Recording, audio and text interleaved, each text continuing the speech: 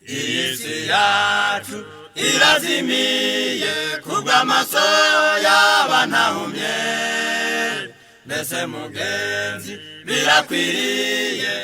Ndagarutse turebere hamwe ukuntu abakristo b'iki gihe bahindutse nk'abisi. Abakristo b'iki gihe ubona byaravangavanganye, niyo mpamvu Yesu ataraza. Yesu kavuze muri Matayo 24 umurongo wa 14 ngo ubutumwa bwiza ni bwagera mu isi yose, bukaba ikimenyetso n'icabo n'amahanga yose akabimenya Yesu azocaza. None kuba abakristo buzuye isi, Yesu ari hehe? Kera abantu bagisenga ibigirwamana niho ahubwo ubona hari n'ingeso nziza, naho batari bazi Yesu, batari bazi Bibiliya n'ibindi. Ariko abakristo b'iki gihe nibo babi gusumbya abapagani ba kera bisengera imana z'ibiti n'ibindi bintu.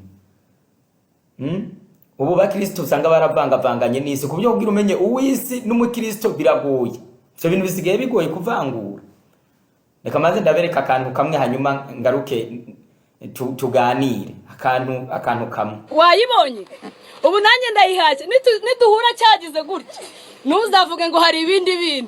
Muri Butterfly rero hano hari ibibuno byiza bimwe bitanyeganyega wambara ukagira ngo ni icyawe, ariko umugabo nujya kugikura muzajye nyuma ugikuremo hagize gutya. Wakibonye?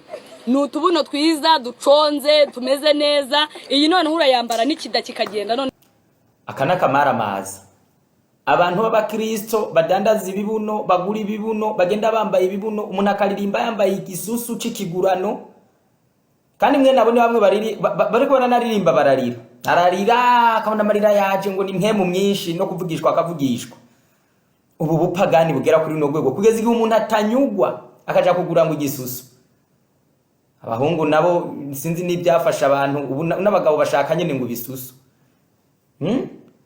Umuntu akagenda agiye ugasanga umuntu ariko asengeye agasita gusenga yambaye igisusu c'ikigurano, akumva ntanyuzwe ko Imana yamuremye paka akaja kugura igisusu akakigura amafaranga. Ubari abiteze inshinge, hari abakora amasiporo adakoze siporo yo gukora imyimenyerezo yo kurondera igisusu gusa akarara atajyamye, kandi siporo ari yo kugorora umubiri ukamererwa neza. Arabayikora barondera igisusu, abiteze inshinga, banywa imiti n'ibindi byinshi ngo turongo tuje kugura igisusu. Tugura igisusu canke turondera agakiza. Ibi bintu biteye isoni. Ibi byaha rero baranabihebye byabaye n'ibikiriso. Ibi bintu mu by'ukuri nakamara mazi.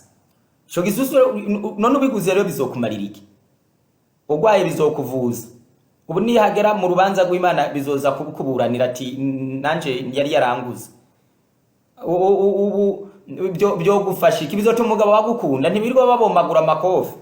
Ntibirwa babomagura amakofi babifise. Rero mu by'ukuri ino sirababaje. Mu gitabo cy'umusiguzi igice cy'indwi umurongo wa 49 aranditse ngo ico nabonye ni kimwe gusa, nuko Imana yaremye abantu bagororotse ariko bo birondereye ibyo bigeneye byinshi. Mu by'ukuri abantu b'igitsina gore ibintu barimwo ubona ari ibintu bibabaje. Mama inzara bongeye kinzara, umuntu basanga afise inzara zimeze nk'ibiko by'amafurusheti, umeze nk'umunwa w'igisiga, kamenga ni beke singene yabaye. Umuntu gasanga afise ibyara byomekero bigera iyo higi, ku buryo mu kuyaga mu mugongo ari kugiranya gusa gakora niyopfa. Urindira umuzogwana n'umugabo abicomora bari bya gucumita, ubona nk'ico atoki gucumita ico agugucumise wopfa.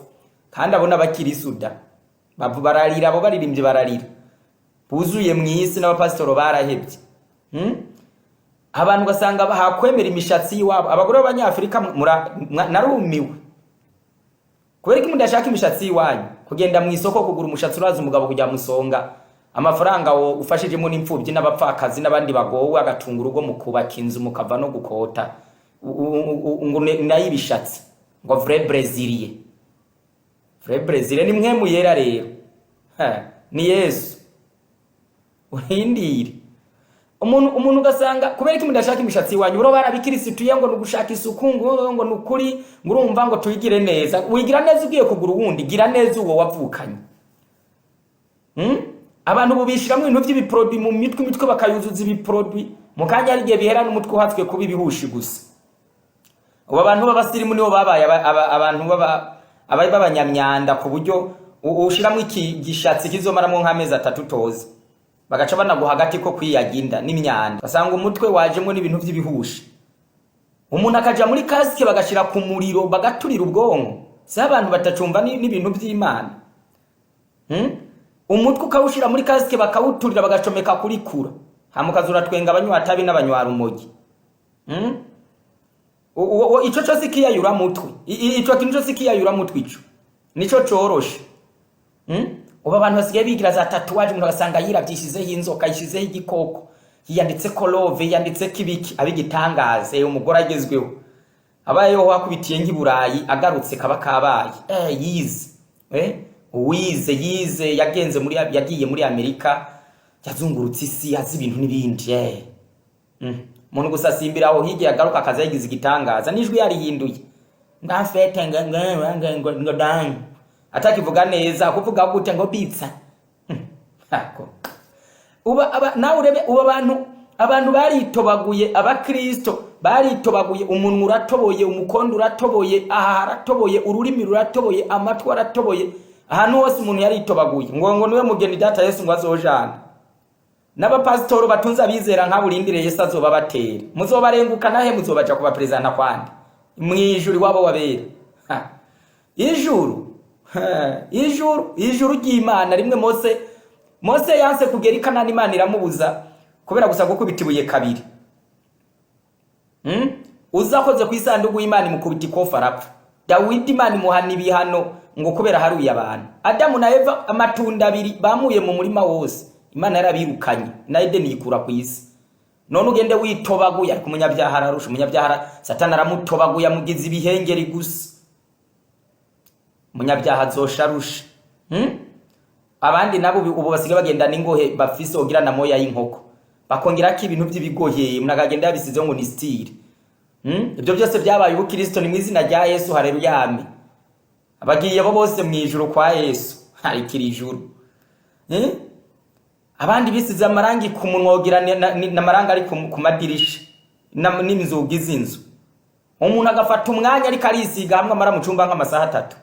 Ibirangi n'ibiki ngohe ibyaha akaba nk'igishushanyo. Ibyo bintu mu byukuri ibyo bintu byo gukosora Imana abandi ubundi bagishaka kuba birabura bose bashaka kuba inzobe. Umuntu ugasanga yaribabaguye ameze nk'ikibenyi bakaranze naho nyine kikavayo kidahiye neza. Ubu abantu bose bashaka kuba abazungu mugira inzobe. Ntabwo umuntu agishaka nkuko Imana yamuremye uko yavutse ahubwo ashaka buwundi. Ugasanga ku izosi aha ni hasa naha ugasanga afise nk'amarangi nka 10. Abandi nabo baramwingoye umuntu agakurako ugasanga umuntu yakuyeko nayo ni style. Ntabwo bagize ishaka Imana yari ihenze inzobe nkurirako barakuyeko. Hari n'abashira mwamenyo y'inzaha batari n'ikibazo yagize cy'igiye kugira ngo sibe style azaseka gese babona ko ari mwamenyo y'inzahabu utuzoya jugwaye yo kujana kwa muganga w'amenyo.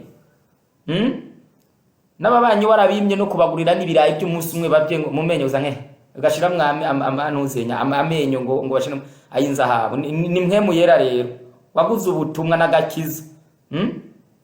Ibi bintu mu byukuri byose birateye n'isoni. Ibi bintu biteye isoni abantu bakwiye kubyumva. Uba abantu ntibagishaka kuba nk'uko Imana yabaremye. Barashaka izindi nzara, barashaka ubundi mushatsi, barashaka barashaka izindi ngohe, barashaka indi sura, barashaka ibiki. Ubageze naho abantu bihindura bakihindura igitsina umuntu yari umugabo akaba umukobwa. Ibyo ni hisigeze. Muri Zaburi ya 50:40 handitse ngo ibyo urabikora nkihorera. Ababikora ni babiri. N'abapasitoro batabwiza bizera babo kuri barabiretse kubera aribo bazana amafaranga menshi. Ubu bari mu butumwa bw'ibitangaza akira visa. Umuntu akakubwira ngo akira imodoka kandi waje uyizanye uyifisa ahubwo n'umutinda yishaka. Ngo mariage umuntu akwemerera visa kuja muri Amerika ataranagera no mu Kirundo ataranagera ni buvira muri Kongo ngo avuye ahi Burundi ngo akira visa nawe nayigendeko. Ubwo izo muwa kugiriye nazihe bene wabo n'umugore we bagende. Abantu buri Imana muri indirizoza abantu Imana barayiyubako. Mutete cya kabiri cya Timoteyo igice cya 4:3 handitse ngo ariko mu igihe kizoza abantu ntibazokwemera kwigisha kuzima ngo amatwa azoba bajya bashaka kumva ibibanezereza ngo bazokwirandereza abigisha bahuje no kwifuza kwabo.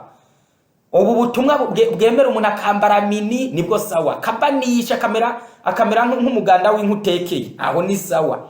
Umuntu akambara agapantaro gira na gakenke hamwe amukuka mukura ari n'ingorane, aho ni sawa. Umuntu azizeho ibigoyi abe n'umuririmbyi abe n'uburongoye ishengero, aho ni sawa. Abo umwigisha yigisha ubutumwa navugishwe yerekwa afise inzara yongeyeko, afise ibitentire mu mutwe, rafashe umushatsi awushiraho ibyaruje n'ibya jaune, yansuwiwe aho sawa. Agende mu isoko agura ibishatsi arunde mu cyumba, aramusanga barabirunze wogira n'ibitabo bamanitse, abirundi bishatsi, ibyo ntibibi byaha, ni mubigezaho, ni ibyaha. Abababesha ngo si ibyaha, murindire Yesu azobiruka, mwese azobirukana mwese. Ijuru rinyura mu nzira yo kwera.